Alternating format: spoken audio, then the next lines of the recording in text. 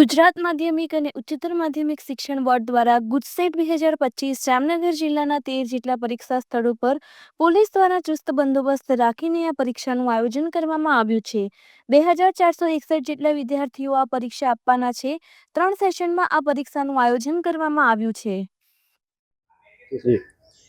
ગુજરાત માધ્યમિક અને ઉચ્ચતર માધ્યમિક શિક્ષણ બોર્ડ દ્વારા આજે ગુજકેટ પરીક્ષાનું આયોજન સમગ્ર રાજ્યમાં થઈ રહ્યું છે। ત્યારે જામનગર જિલ્લામાં પણ માનનીય કલેક્ટરશ્રીના અધ્યક્ષ સ્થાને પરીક્ષા સમિતિના અધ્યક્ષ સ્થાને સમગ્ર પરીક્ષાનું સુચારું અમલ અને અમલીકરણ થઈ શકે તે હેતુસર યોગ્ય વ્યવસ્થાઓ છે એ દરેક સ્થળ ઉપર પૂરી પાડવામાં આવેલ છે।